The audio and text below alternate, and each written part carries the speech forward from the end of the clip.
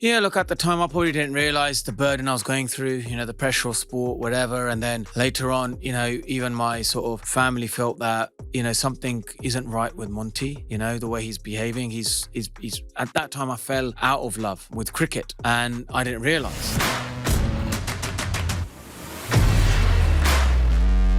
Let's take a bit of a change of angle and talk about, I guess, some more personal issues now. I mean, there was a time you were arrested outside the pub with your wife. I think you guys had a bust up. I mean, I think that ultimately led to a divorce and drinking. Oh no, I don't think that happened. Obviously, I think that's obviously a misinformation there, right? But that was just it was just sort of. I think at the time I was kind of not mature, if you know what I mean. You're not mature. You don't know. How old were you at this time? 28, right? Or whatever. So yeah, it was just a bad time for me at the time. That sort of time, and you learn from your mistakes, and you kind of think you want to move on, and you mature with time. And I think now I'm in a much better place as a human being, know myself much better than maybe what I did when I was a 28-year-old. I mean, do you think that event was caused from on-pitch pressures that or like mental health issues that were maybe unrecognised? Yeah, look, at the time I probably didn't realise the burden I was going through, the pressure of sport, whatever. And then later on, even my sort of family felt that something isn't right with Monty. The way he's behaving. He's at that time I fell out of love with cricket. And I didn't realize, I felt at the time the fans around me who used to cheer for me are not with me. The umpires are purposely, not giving anything out. My teammates are dropping catches because they don't want me to succeed. But these were my own paranoid thoughts. So when my confidence went down, I got very paranoid. And I remember then speaking, to a cardiologist, Dr. Bal, who was, understood this kind of symptoms, and he asked me to maybe go and see a help from professional, people in this industry, like a sports psychologist and stuff. And they kind of like said to me, yeah, that's the kind of thing you have. It's like. When your confidence goes down, you get very paranoid when it's nothing there. It's just in your mind and it's your own thoughts. So then I did, try medication for a little bit, but it made me put on weight. What kind of medication? Like antidepressants. And I got very sort of fat and, I didn't have any energy, didn't have no personality or anything like that. So I got off them. And then I remember going to Australia when I played grade cricket. And there the physio said, let's not do the medication, but let's have a checklist of things to make sure your mental state's in a really good place by just sort of, is it exercise? If you don't feel great, do you give someone a call? Do you read a book? Do you watch something funny? So you got a little checklist because I'd rather you not take the medication. So then I just went through that and I just felt a lot better through it. And then now a lot of people ask me, how did you come over that? A lot of people are still on medication and they want to get off it. I did it the holistic way. And, I don't know anything about my faith, to be honest. As much as I know is like,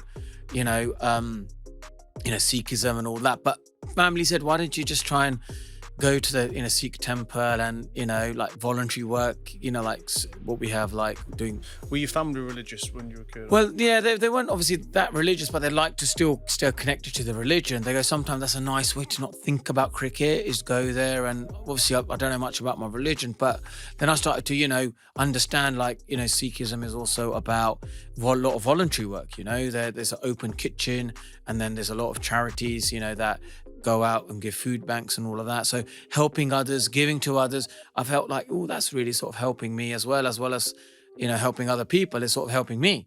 So now I'm obviously got several charities I'm involved with, and I feel like that's another way of me just giving back what cricket gave to me. And it's just, I think as human people, I think we get a lot from giving back, which we just don't realise. And as well as the medication, did you start to drink at this time as well then, did you? No, that time, like 2012 onwards, yeah, like my relationship with alcohol was to make myself better, and I didn't realise. You'd always had a drink before, had you? Or did you? Yeah, no, I used to have the occasional, drink here and there, but then when I wasn't great, I used to end up drinking a lot. and I didn't realise. Well, just on your own or out with the boys? Just out, how you in cricket, you win a game. It must be. Every time you win, everyone just wants to crack up a beer. It seems a very drinky sport, Yeah, it's a very drinking, laddish culture. You're in the dressing room, you have one beer, one leads to 10.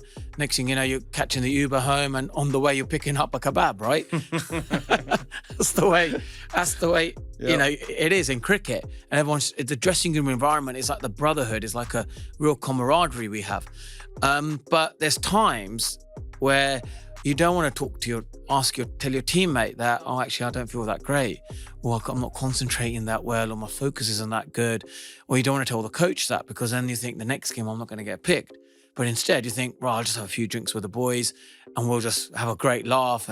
But inside you're not speaking about the emotion that's inside you. You're not telling anyone that. When you started to talk to somebody about it and went on to the meds, was that when it first started? Was that public knowledge then? As in, no, it started. No, it happened. I had to. Mike Atherton, who writes for the Times at the time, England captain, he interviewed me because everyone felt in cricket, Monty's gone off the rails. What's happened to him? He used to love the game and now he completely just hates the game. And then I obviously explained this is what's going on because they wanted to know, but I wasn't opening it up. I remember there was a book that was sent to me by the PCA. I said,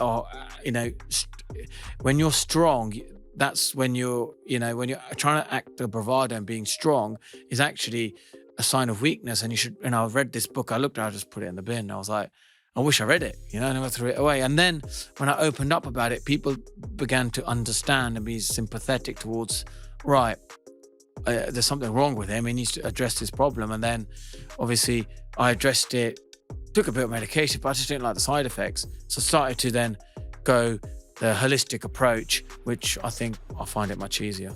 And how was your club? I mean, were they supportive? Yeah, club was supportive. At the time I was with Essex, and then they kind of like, I went to the PCA, went to see, they supported me for a sports psychologist, used to have regular sort of, meetings with them and talk about stuff. And that I think helped. That helped a lot.